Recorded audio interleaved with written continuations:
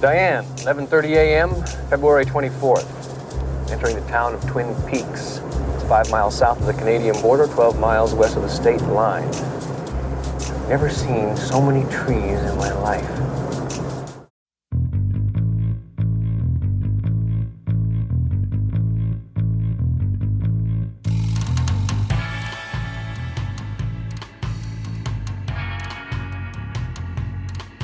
Hello, welcome back to the Prestige TV podcast feed. I'm Joanna Robinson. Joining me today is a very special guest from, not the Black Lodge, but a black spooky room. It's Sean Fennessey. Hey, Sean, how are you doing? I wish I could turn my language backwards in the fashion of Mike. You know, that would be helpful, but I can't, unfortunately. We should do that. We should do a whole pod in backwards language. Sounds like huge investment for little payoff. We're here today to talk to you about the Twin Peaks pilot. We are entering the Twin Peaks pilot into the eclectic Prestige TV Hall of Fame. Sean, do you have any questions about the Hall of Fame process? No, the Major League Baseball just voted on their Hall of Fame and elected several new members, which was very exciting. Their process is historically fraught, and so I'm hoping that things are less fraught here, as I think this is my first Hall of Fame episode on this show. Welcome. Thank you. The Hall of Fame process is quite whimsical. And how it worked today is that as fans of your podcast, The Big Pick, certainly know, and hopefully everyone knows, that the master, David Lynch, passed away last week, just shy of his 79th birthday. And Justin Sayles, who does all the great behind-the-scenes work on the Prestige TV feed, is huge Twin Peaks fan. And so he said, hey guys, why don't we celebrate Twin Peaks in honor of David Lynch? So that's what we're here to do today. We're going to talk about the legacy of Twin Peaks a bit in a sort of a big picture way, how it sort of burnishes David Lynch's legacy, and then talk about the episode itself as a sort of a piece of art. Really quickly before we get into that, I just want to remind folks, if you're just tuning in to this feed right now, that Rob Mahoney and I are covering Severance week to week on this feed, that we are checking in sporadically on The Pit on this feed, and we will be wrapping up The Agency. We're doing one last episode to wrap up the Michael Fassbender show, The Agency, later this week. And then the spoiler warning for today, I'm just going to say all of Twin Peaks is on the table, though mostly we'll be talking about the first episode. Twin Peaks goes in wild and wonderful directions as it goes on, and I don't want us to limit ourselves to only talking about the relatively normal first episode, when sort of the wild and wonderful weirdness of Twin Peaks is an important part of why it is stuck around in our legacy and our culture for so long. Last but not least, if you don't care about Twin Peaks spoilers at all, Andy Greenwald and I, a couple months ago, did an episode of Stick the Landing about the Twin Peaks finale, both of the show itself and then of the return. So you can hear us talk about the Twin Peaks legacy and David Lynch, but as a sense of an ending. And I really like bookending it with this sense of a beginning of Twin Peaks. That's a fabulous episode of podcasting that you and Andy did. So I highly encourage people to listen to this episode in full and then close the loop by listening to that episode. Thank you. I loved your episode, Stick the Landing, with Andy Greenwald. That was a great series that Thank you. We did. It was a good series. It's too bad Andy died, and now we'll never have another episode again. What a shame. Well, but we should enter a podcast of his into the Hall of Fame in order to honor him. That would be, I think, the right thing to do. A Lynchian effort in podcasting, if we metastasize that. I think so. All right. So David Lynch.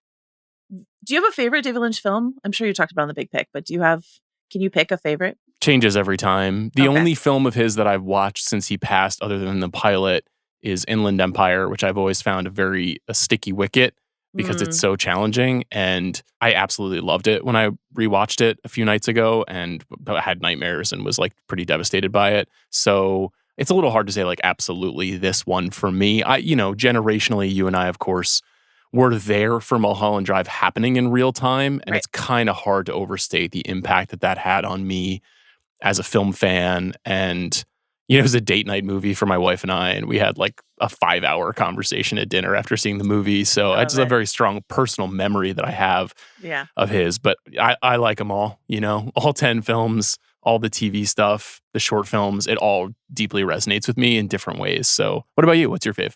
I have plans the next couple weeks to revisit Elephant Man and Eraserhead, ones that I haven't seen in a long, long time. I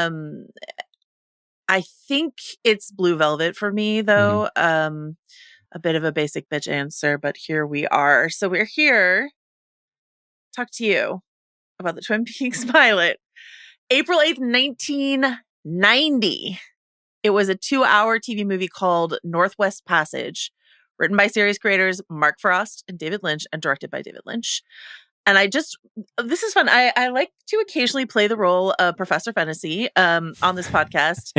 And we're not necessarily creating a syllabus, but we are giving like a little bit of TV history. And we did this a bit with a pit when we were talking about the impact of ER for younger listeners who weren't here when ER happened. So if you weren't here, and you know, Sean and I were quite young when Twin Peaks hit the first time, but if you weren't here for when Twin Peaks debuted, it got 34.6 million viewers. And as I did with the ER premiere, I want to compare that to Landman, which I think is the closest I can come to like a ratings phenomenon, like a ratings phenomenon that people are touting. So Landman, for context, a smash hole a hit, reached 14.9 million households through the first 4 weeks. The first episode of Twin Peaks gets 34.6 million viewers. We were living in a very different time in terms of viewership, but I just want to emphasize that we talked about this with Shogun as well. It was just a different culture when we were all watching the same things. And Twin Peaks, among those things, especially in its first season, had a chokehold on the culture. We always talk about how audience was much bigger in the past and that there was more of a monoculture and so on and so forth. But in 1990, there were 250 million people in America. And in 2025, there are almost 350 million people in America. So you've got to add on top of that the fact that Landman, which of course is equal in quality to Twin Peaks, as we all know, if it has roughly somewhere between 1/2 and 1/3 of the audience as the biggest show on television, Twin Peaks was reaching just an extraordinary amount of people. And so what you're citing here, I think, is the thing that makes him such a fascinating cultural figure for me personally as someone who's obsessed with the insider and the outsider. Like, he is a true outside artist, someone who is, you know, certainly informed by Americana, but the work that he's making is deeply abstract, informed by Buñuel, et cetera, et cetera. But also, what he made was Academy Award nominated and was mainstream and was popular and was accepted in a way and was known. You know, like, my dad knows who David Lynch is. So he may not know what Lynchian is, but he knows who that person was. So that's just, it's very important context that an artist like him arrived at this time in which he could become such a well-known figure purely by dint of his art and his, you know, kind of graceful, weird celebrity. And I think it's important to note that he had 2 Oscar nominations before he made Twin Peaks. That's for certain, but I do think there's a difference, even though the Oscars were, you know, much more popular, heavily watched back in 1980s. But I think that there's such a difference between art house, Oscar-nominated director, and I'm in your living room every week, which is something that TV can afford. So that instinct that David Lynch had to take his art house weirdness, which I love, and wrap it in the plastic of a TV soap opera and bring it into your living room. Or, I mean, I don't know. Do you consider him making Dune a sort of a similar pitch to the mainstream? Or yes and no. I mean, obviously that was a sort of a for hire job, or Dino De Laurentiis sought him out, and in order to make that movie, he then got De Laurentiis to agree to finance other things that he would do. It was a hire job, but also there's such a, as we know now, having covered Dune so closely over the last 4 years, like, there's such an idiosyncrasy and esoterica and oddity to that world that Herbert created that it's an obvious fit. You know, he directed commercials and he was like a part of Hollywood in some ways. But I think that the show is the collision ultimately of the two polarities for him. And it's done in such a funny and off-kilter and a way that makes you ask, what is this? Is this trying to be like this? You know, like that feeling when you first time you see Lynch, and I think Twin Peaks for a lot of people The Elephant Man and Blue Velvet were very well known and celebrated movies, and Eraserhead is kind of the cult film for that generation. But this reaching so many people, that the questions that you would ask yourself about intention and vibe that he created, I feel like really starts here. And I would yes and that and say the reason, to your point, the reason that not necessarily specifically your dad, but most people know David Lynch or can respond in some way when you say Lynchian, even if they can't particularly define it, comes from the mass popularity of Twin Peaks, an improbable hit.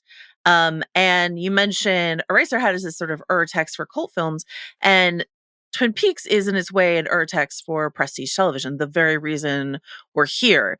The pilot gets nominated for 8 Emmy Awards, wins a few sort of minor awards, but like is television Academy hit, a ratings hit, a critical darling. Reading through a bunch of the reviews of when it originally premiered, however, everyone's like, all the critics were like, this is great, it's not gonna last. No way is this going to be popular. No way are people gonna I like it, but the people won't like it. And then the people liked it for a time. For a while, the people liked it. But the way that this show is referenced by so many of our favorite TV creators, David Chase talks about it all the time when he talks about The Sopranos. Matthew Weiner talks about it all the time when he talks about Mad Men. David Lindelof talks about it all the time when he talks about all of his work. Brian Fuller, and then the list goes on and on and on. And Andy and I talked a bit about that on the episode that we did. Noah Hawley, all this sort of stuff. That this generation, I mean, David Chase is a bit older, but this generation that grew up watching Twin Peaks when they were younger, it unlocked for them this possibility of what TV could be, which is not just cinematic, which it certainly is, but also weird and surreal and challenging in a way that TV had not been previously. And I just want to correct one thing on the record. I've seen some claims in the last week of people saying Twin Peaks was the origination of the origin of serialized storytelling on TV. That's not quite true. That's really Hill Street Blues, and Mark Frost came from Hill Street Blues to Twin Peaks, but it wasn't common. And so the idea of who killed Laura Palmer, the central mystery question, arcing over not just one season, but into 2, was a rarity at this time in television when you didn't have a DVR or you didn't have streaming and you couldn't catch up with episodes you missed. And so they couldn't rely that people would be home every single week to watch every single episode. And so you were presented with case of the week or episode of the week. And this is a rare sort of arcing journey that we discover here with Twin Peaks. I think that is obviously essential to understanding how it fits into prime time. Yeah. But the thing that it's speaking to more, I think, in terms of its inspirations structurally, is Days of Our Lives and soap opera. Dynasty. Yeah. During the day, there obviously were soap operas and people were kind of watching their stories every day while doing the laundry. And then in the evening time, this was a period where the landman of its time was a show like Dynasty, which was about big families and quests for power, and Dallas, and very focused on these kind of locales and the inner workings of the power structures. And that's a big part of Twin Peaks. You can see all of that in the first episode with Joyce and the mill and, how the city is organized and, here's where the cops are and here's where the high school is, and the sort of the lay of the land that this episode of television is giving us, which is so fundamental to a lot of popular television at the time. Some shows are like that now, but most are really character driven. Most shows now in the aftermath of the kind of prestige rise is very much oriented around kind of the anti-hero, the complicated leading figure, and the way that they cut through the world. Mm-hmm. Twin Peaks is sort of like that, but that's not what Dale Cooper is. Dale Cooper, he's the opposite kind of tonally. And so he's really more of a vessel for us as we explore this world. So it's a show that really is very much a product of the 80s and not as reflective, I think, of 2025 as we sometimes think because of everything that it set off. I really agree with that. I would just say that I think I think it's as character driven as Lynch is. The interesting blend and collision of Frost and Lynch inside of this, and Frost's instinct as a storyteller and Lynch's instincts as a storyteller, and where they blend and where they chafe, and where Lynch was directly involved and where Lynch wandered away from the project. All of that is interesting to track over the course of the episodes, and you can sort of, if you want to, reverse engineer what you think is primarily Lynch's influence, if you watch The Return, which is so heavily Lynch. Yeah. And that and The Return is further afield, I would say, from character driven than this is. I think you have moments of character driven storytelling inside of the original seasons of Twin Peaks. I just think Lynch's insistence of not telling you how to feel and creating that sort of unease and mystery and discomfort. He doesn't want to bring you inside of a human brain that you recognize, right? He doesn't want to have a recognizable human for you to latch onto, because that would make you comfortable, and he doesn't want you comfortable while you're watching this. Would you agree with that? I would, although one of the most interesting things to me revisiting the pilot was how the vibe is that traditional surreality, but not the events.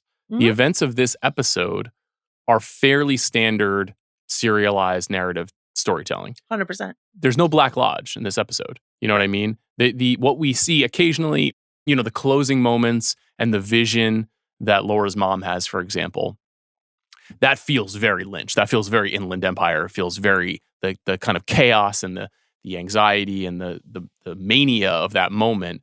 But even what's happening there is just a woman sitting on a couch picturing something. Yeah. You know, it is not the otherworldliness, literally, of the rest of this series. And so I wonder about that. And like, is that a way, were they nervous about, you know, freaking out the general audience? Was it a trap or a lure to get more people invested in this mystery story that they were telling, to then bring us down the rabbit hole of, you know, the psychological burying that is going on in the story, or the sense of, you know, good and evil and the origins of evil and all the things that the series eventually goes on to explore?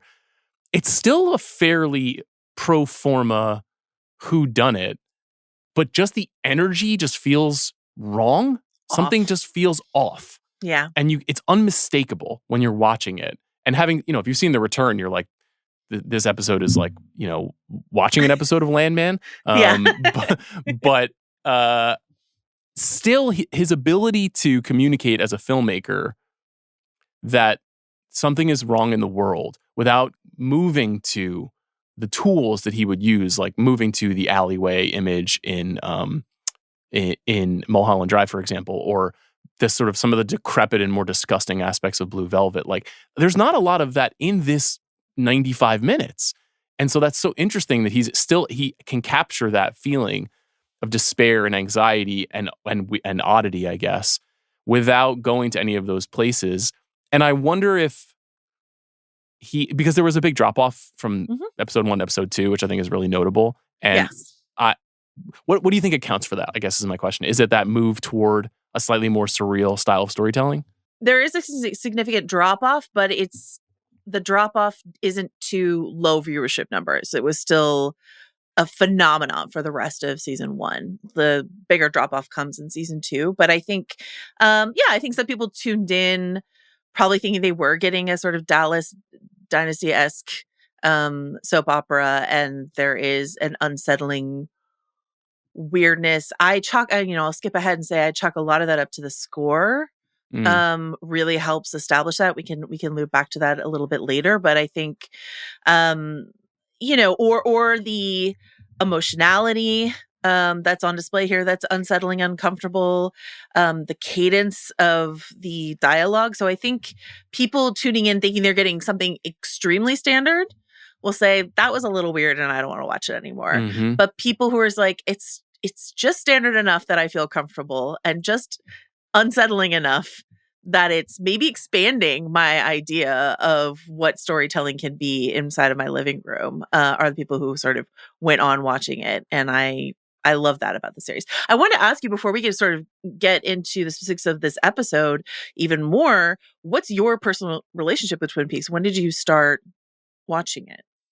Well, it's interesting that you bring up the score. I think I might have told this story briefly on The Big Picture, but I have a very strong sense memory of hearing Angelo Badalamenti's, is it Laura's Theme? Is that the theme song to this series? And it like being a clarion call and kind of drawing me into the living room of my home where I grew up, where a baby, I remember very vividly my babysitter, Karen, being into the show. Really? And watching the show. And Karen, of course, like all great babysitters, allowed me to stay up later, allowed me to watch TV I shouldn't watch. This is a critical experience for all young, developing sickos like myself. Yes. And so I'm sure I saw aspects of the show. And then over time, I think Karen realized this was not ultimately appropriate for me.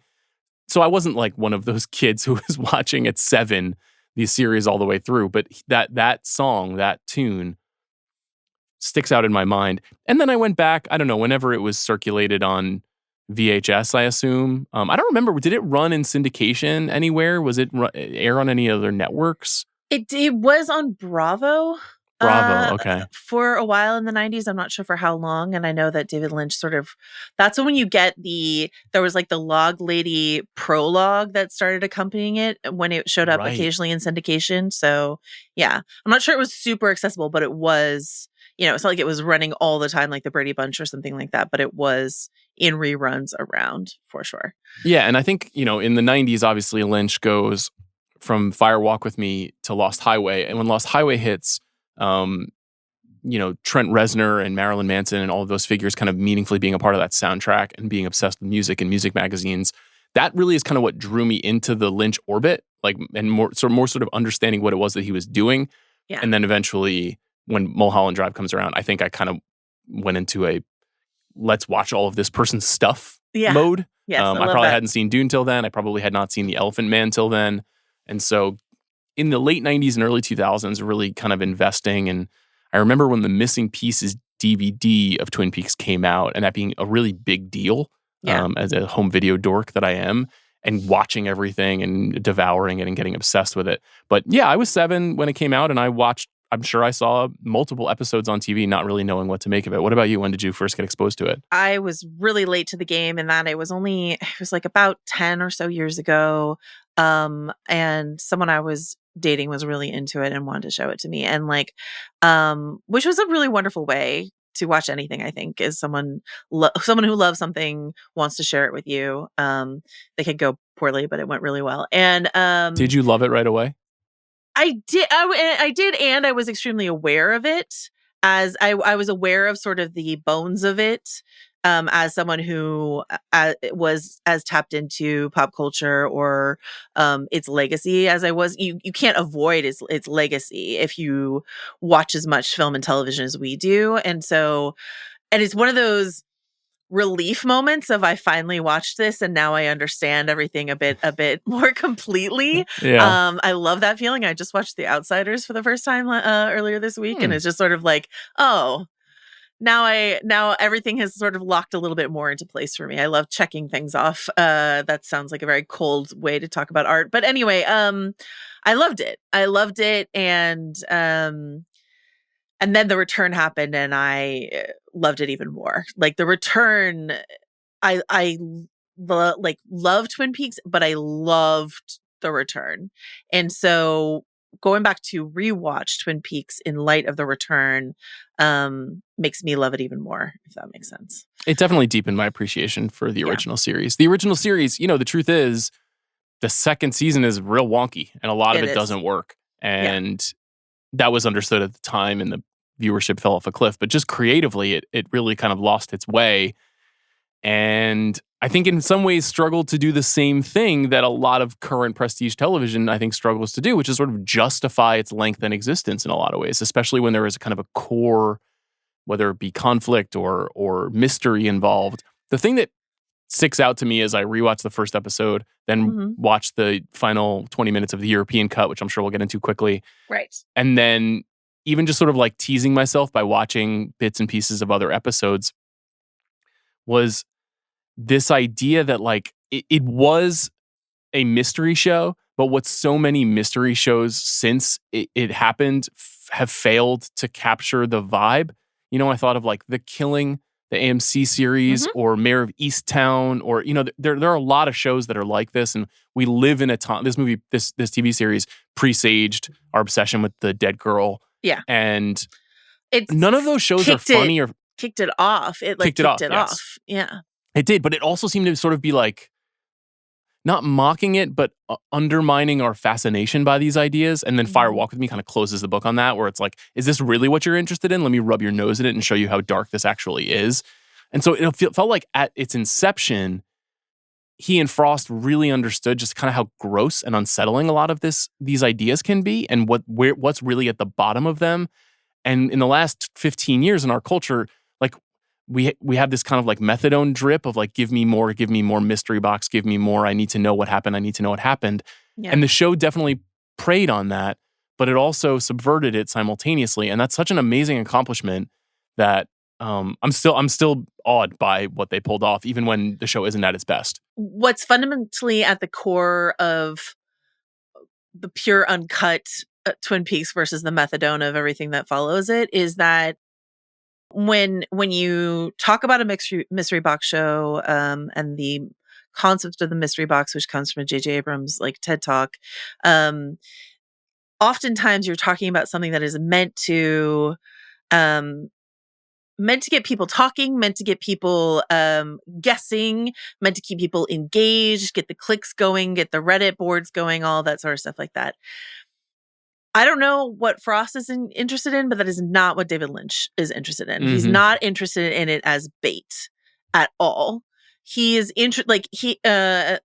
famously with Twin Peaks, the fight between the network and Lynch was over whether or not we solved the mystery of who killed Laura Palmer, the central question of the show. And he didn't want to, and they did. And I was looking at an ad they put out when in season 2 the killer is revealed. There was an ad that was in the paper that was just sort of like, this Sunday at this time, finally you find out who killed Laura Palmer, right? That's what ABC feels like it needs to feed people. And it's the difference between giving the people what they're asking for and giving the people what is best for them. And David Lynch is trying to give people what's best for them. And I feel like, with love and respect to so many mystery box shows, which I love and I love to theorize about and I have a great time with, there is a cynicism to them that is, I think, absent from what David Lynch intends. When he talks about asking people to live in the mystery, to dwell in the mystery, to follow their inner feeling, he's like, you know how you're supposed to feel. Don't ask me to tell you how to feel. You know, if you listen to yourself, there's this quote I pulled from an interview he gave. He says, feel your way through. Trust your inner knowing. That's how he wants you to engage with a mystery, not zoom in on this one book title on a shelf and this Easter egg will tell you exactly what's going on here. Do you know what I mean? I think that's a fundamental difference. It is, and yet the final image of this episode is in a blurred reflection in a mirror of Bob, which is in itself one of the critical Easter eggs in popular culture history. Correct. And that was an accident, of course. An accident. Right. An accident, which then kicks off one of the creative windfalls, I guess, of the series. But it's there. And when Sayles asked us to do this, he was like, it's all there. Like in the first episode, it's all there. The whole show is there. The energy, Fire Walk With Me, where this is going. Most of the characters, most of the significant characters, who's that lady with the log? We call her the log lady. It's all there. But he is still laying traps for us, to think about what happened. He's not. It's not solvable, though. That's really the thing to me, is it's not solvable. Like, the truth of what happened is more ethereal and complex and psychological than you ever could say, well, it was this guy who did it, or it was this lady who did it. It's not operating in the same way. It is more akin to, your beloved Lost, which had these kind of phantasmagoric, psychotronic qualities at its best. And it's something that I really like about Twin Peaks and that I always liked about Lost. When Lost was going good, I was like, man, this is really pushing the limits of what 25 million people are interested in. And I fucking love that. So I think that is really ultimately the differentiation for me is the that image of Bob in the mirror, which was an accident for a set dresser, who accidentally found himself in the frame, and then that, or maybe it was when he was behind a piece of furniture that inspired the Bob's role in this series. There's conflicting reports whether or not it's like him behind the bed or him being captured in the mirror. I read interviews that go both ways. That choice does still indicate that he does want us to be always paying attention, and that there's no second screening Twin Peaks. I would not recommend that. Absolutely true. The details matter. I think the fact that it's a happy accident and not a calculated move, but just sort of I like how this feels right to me. I think that differentiates it for me. But you're right. It is important to talk about the fact that this is a show in the VCR era, which kind of goes both ways. On the one hand, there is this sense in this era of it's 1990. There is this sense that like, if you don't watch this the night that it premieres, you will be behind. And in fact, that is like very much the message that ABC put out in the world. This is the tagline, quote, "If you miss it tonight, you won't know what everyone's talking about tomorrow." We lived in a different world, Sean. If you miss it tonight, you won't know what everyone's talking about tomorrow. I'm still trying to catch up on the Penguin. You'll get there. I believe in you. Alternatively, 1990 VCRs, have been around for a while, but they are now affordable enough that they're in almost everybody's home. And so you can tape Twin Peaks off the TV. And if you have reasonably good tracking dials on your VCR, you can rewind and pour over in a much fuzzier way frames of Twin Peaks, which certainly people did. And that is a newish phenomena. We talk all the time about, in the context of Lost, the fact that TiVo comes out right in the first season of Lost, and this sort of like boop boop like TiVo moment in the first season of Lost really changed how people watch television. And Twin Peaks, as a VHS tape that you can sort of fast forward, rewind, and pause, also changed the way that people watch television. Did you do that? Not with anything on VHS, no. Okay. Yeah, I would love to know what percentage of fans of the show were actually doing that, and if that actually is the launch point of the thing that we're talking about here. I think it's something that might have happened more in the second season, because without the proliferation of online message board fandom really happens more with X-Files, which of course draws heavily from Twin Peaks. But X-Files is really the kickoff of that, which is a smidgen later. But so it's not like you're logging onto the Twin Peaks message board necessarily and someone's like, did you pause it at 22 point, whatever, and see. But it was something that was happening in its earliest stages. But to your point, not in a widespread way, I would say. It's an interesting point too about how like the way that the show looks, which is that there are things that you would want to analyze in the frame, but the way that it's filmed is also very banal at times, that this sort of like, it has that feeling of television where the camera is very still. It's not moving around. It's capturing, a lot of establishing shots of the mountains or the lake, a lot of images of just character, two shot, one over the shoulder. Like it's very simple and very economical towards television, and very different from, say, like The Elephant Man, which is very designed, or Dune, which is very designed. And it looks good. It's not a criticism, but it is using the contemporary tools, maybe just tilting them a little bit. I want to talk to you about Kyle MacLachlan as Agent Dale Cooper. Let's do it. You mentioned this character as sort of our way in, an outsider's a classic storytelling technique of let's bring an outsider in, let's follow John Carter in his first day in the ER. Let's follow Dale Cooper into investigating this mystery. And so everyone has to explain, oh yeah, that's the log lady or whatever, to someone. Someone is there to ask the questions of who owns the mill and what's going on here and who's that versus, and I think it's such an interesting, I was really struck by the discovery of Laura Palmer's body right at the beginning of the episode, wrapped in plastic, this iconic image. She's been tinged blue, but still absolutely beautiful. Deputy Andy breaks into tears, and everybody knows who she is.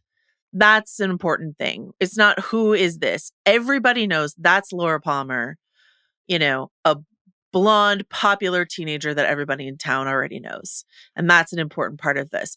But Dale Cooper is the one who has to come in and say, you don't actually know her. Right? You don't understand what your teenagers are up to. You don't understand the wider world. And also, I don't understand what's going on in your town. Why do these trees smell so good? You know, like all of that is part of the push and pull of Twin Peaks. But Dale Cooper as this, and David Lynch has said, as a sort of avatar for a Lynchian celebration of the simple pleasures, a genuine, sincere celebration of a hot cup of coffee and a slice of pie, all through this character who, in the mode of many pilots, kind of changes significantly by episode 2. He's different in episode 1 than he is for the rest of the series. Mm-hmm. He's much stiffer and more awkward. He's, I think, a bit more charming as the series goes on.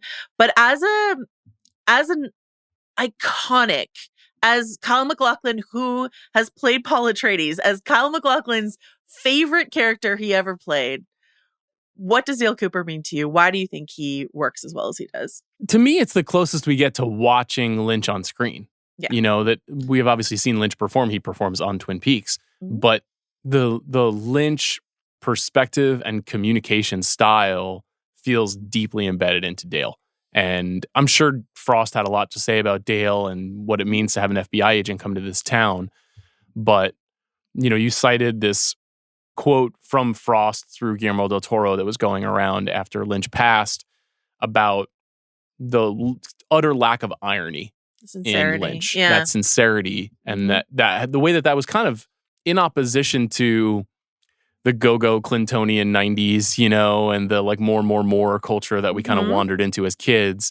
And the fact that Lynch was ultimately a very simple, routinized person, you know, and that what he liked, whether it be smoking or transcendental meditation or a slice of cherry pie, he had no concern about coming off in any way other than just a simple person who liked what he liked. And Dale is the same way. Now, Dale is very smart. This episode, I think, does a really good job of showing how he is clocking the town so well. I love that moment when he's interrogating Billy and he's just like, he didn't do it. He writes on the calculator, he didn't do it, and shares it with the sheriff. It shows us that this is a smart man. In our culture now, like FBI agents are not considered like nice guys or guys you necessarily want to believe or trust. This show is kind of working in opposition to that. It doesn't mean that he's right all the time. Obviously, Dale goes through quite a bit over the course of the entire Twin Peaks story. Yeah. But MacLachlan is so naturally tapped into and clearly like absorbing and recommunicating what Lynch is, that it's a very heartful character. It's like if you go back and watch this show, you can feel closer to David Lynch, especially in this first episode. So yeah, he's deeply meaningful. This is that Guillermo del Toro quote. It sounds better when Guillermo says it because his accent's so beautiful, but I will do my best. He says, people think David is ironic, but he's not. He actually loves that little bluebird singing at the end of Blue Velvet, and he really believes in the goodness of pie and coffee. He's not being meta. He really has the two things, the weirdest mind and the most wholesome mind. And I was reading, I read this essay on the sincerity or the empathy of David Lynch, which I think is a quality of his that doesn't get as celebrated as the weirdness, the unsettling, the creepy. This sort of mistaken idea that his point was to expose the rot at the center of Americana. That idea of evil, which we can talk about in a second, is certainly on his mind. But I think all the time about this scene in The Return where his character is talking to David Duchovny's character, and he says he was talking to his coworkers, and he says he wanted them to fix their hearts or die. I misquote it all the time in my head, and I think of it as fix your hearts or die, but it's fix their hearts or die. Fix your hearts or die. You know, like, where is your heart? Where is your empathy? And that idea that empathy exists inside of Lynch's most grotesque creations, like it's on the page and so evident in things like Elephant Man and The Straight Story, but even in the margins of, or at the center of his more nightmare fuel creations, that it's always there.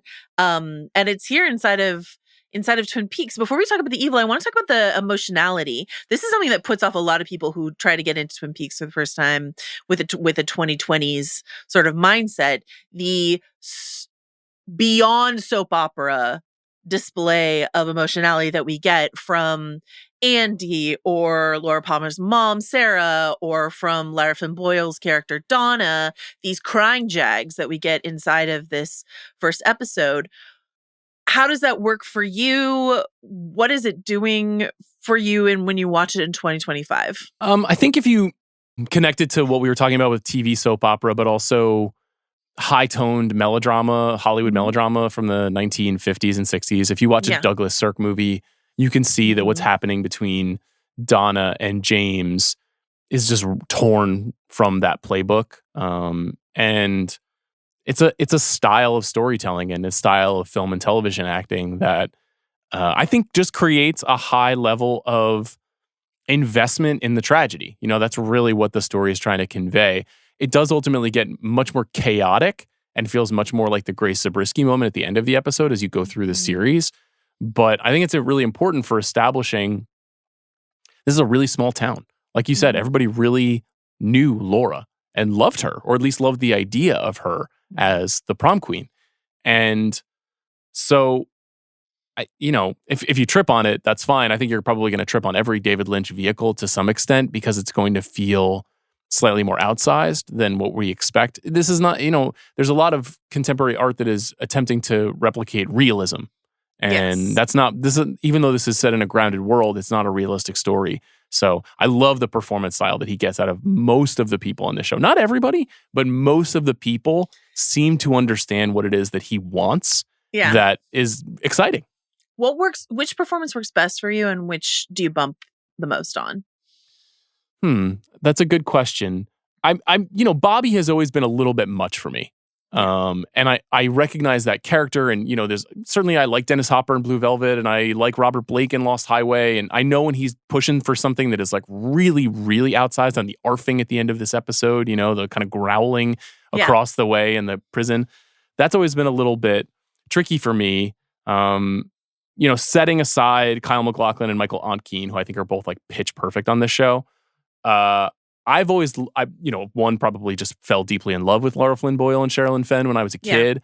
But watching them together and the sort of like angel and the devil on the shoulder of this show is very, very special. And they seem to have like really understood what it's asking for. There's a ton of other performances that are really great, but those are the ones that jump out to me when I think about it. It's funny, when I first watched it, Bobby was tough for me. James was kind of tough for me. Leo was kind of tough for me. Like those characters sort of were tough for me. Then watching The Return and then coming back, Dana Ashbrook is so good in The Return that it made me like Bobby, the performance in Bobby, so much better. And I think he's really grown. He's so much better as a performer in The Return, but then it just made me latch onto that character in a different way. And so I was able to sort of overlook some of the things that I bumped on when I watched it before, if that makes sense. It does. That's one of those things to remember. Like these were really young performers too, playing high school kids. Yeah, and obviously they improved as actors, and that's part of the amazing thing about the, Cheryl Lee aspect of it is getting kind of that opportunity to perform in Fire Walk with Me and then in The Return and kind of show who she was as an actor because she was kind of crystallized in this dead girl cocoon for so long. And you see like by 2017, a lot of these actors have gotten even better at their craft. I want to sort of combine 2 points. We don't have like a ton of time. I want to like sort of make sure we get to two things. One, David Foster Wallace is obviously like a really controversial figure nowadays. I cannot help the fact though that I very much imprinted on this incredible article he wrote about David Lynch that appears in full in a supposedly fun thing I'll never do again, a book that I've read several times through. Me as well. It was one of the critical books of my life. It was given to me by a teacher in high school with a long inscription about why it would probably resonate with me. So it's not surprising to hear you say that, given all the things we share. And when he talks about evil, there's the full version is in the book. This long meditation on evil, and David Lynch is actually cut out of the version that appeared in, I think it was Premiere. Yeah. But I want to read just like part of what he writes about this idea of evil. He says, Evil-ridden though his filmic world is, please notice that the responsibility for evil never in his films devolves easily into greedy corporations or corrupt politicians or faceless serial kooks. Lynch is not interested in the devolution of responsibility, and he's not interested in moral judgments of characters. Rather, he's interested in the psychic spaces in which people are capable of evil. He is interested in darkness with a capital D, and darkness in David Lynch's movies always wears more than one face. Lynch's movies are not about monsters, i.e. people whose intrinsic natures are evil, but about hauntings, about evil as environment, possibility, force. This helps explain Lynch's constant deployment of noirish lighting and eerie sound carpets and grotesque figurants in his movie's world. A kind of ambient spiritual antimatter hangs just overhead. It also explains why Lynch's villains seem not merely wicked or sick, but ecstatic, transported. They are literally possessed.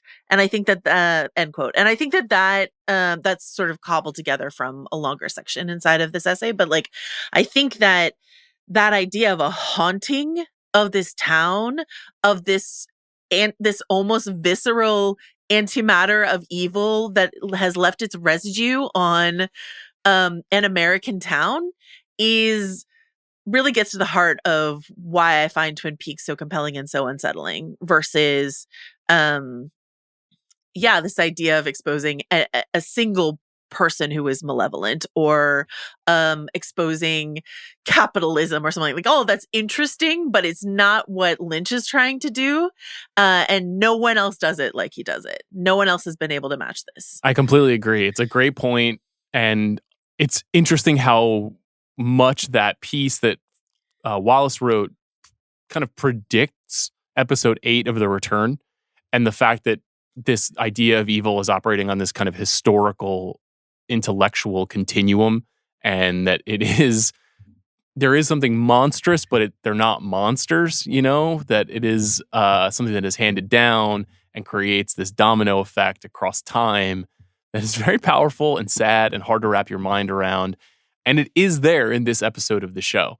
It's sprinkled in very, very carefully because it wants you to have some of those traditional ideas of like, oh, the rot in the American idea and the way that the capitalism behind what's happening at the mill and whether it should be shut down and all these, the town hall meeting and thinking about the outrage. Yeah. All of these recurring events, like who are the suspects? Let's bring in Bobby. Let's bring in James. Who is Jay? What's under the fingers? All those clues and details are wrong-footing us the entire time. They're trying to get us invested in a kind of traditional mystery storytelling that is essential to them making the show go. But it's much, much deeper than that and much more unsettling than that. And it's a very good piece if people haven't read it. I think was it written around the production of Lost Highway? Yeah, it was. Yeah. Mm-hmm. He visited the set. It's great. It's a wonderful piece. Okay. Justin Sayles, in all his infinite wisdom, mentioned to us that there was not just this original episode that aired in America, but an international version. Basically, contractually, David Lynch was required to wrap up the story if they decided they just wanted one sort of package to wrap this all up with. There's 20 extra minutes that aired internationally that tell us who the killer is, wrap everything up, give us some nightmare fuel, give us the Black Lodge, give us all kinds of stuff. We watched this. We had nightmares about it, and we should say that like a lot of the footage is incorporated later in episodes inside of Twin Peaks proper. Some of the Black Lodge stuff, some of the Bob stuff, Frank Silva shows up to inside of Dale Cooper's nightmares. I think it's like in episode 2 or 3, something like that. So a lot of this stuff we do see later, but it all packaged together. I mean, it's terrible and horrible and rushed and yeah, it's not very effective. It would be a tragedy if this is all we got of Twin Peaks. It's not satisfying in any way whatsoever.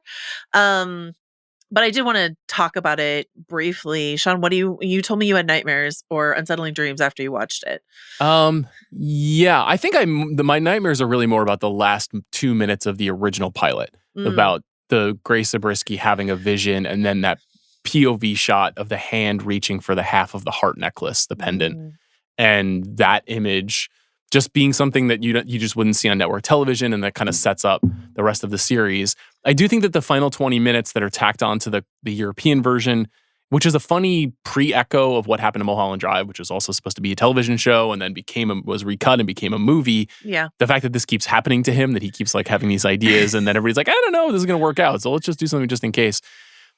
I think the way that they resolve the Mike and Bob story here is not terribly satisfying. It feels happening so quickly. Yeah. And it doesn't really let us sit in what the Black Lodge represents and what the kind of the mythology of that evil is that feels so important to the show. And honestly, even by the time you get to the end of Twin Peaks season 2, you don't really feel like you have it all mapped out for you.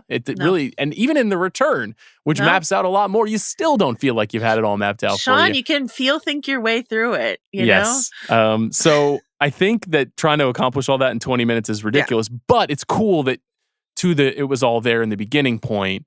The fact that the arm is there and that Laura is there and that the, aged MacLachlan is trapped in the Black Lodge, and all the things that will happen over the course of the next 30 years happen right before us in the making of the first episode is such a cool execution of artistry at the earliest stages. Yeah. So I think if you haven't seen that version, it is available on the DVD. I don't think it's available on Paramount Plus where you can watch the series, right? I watched on YouTube. Yeah. On YouTube. Okay. Yeah, what did you like it? You'd seen it before?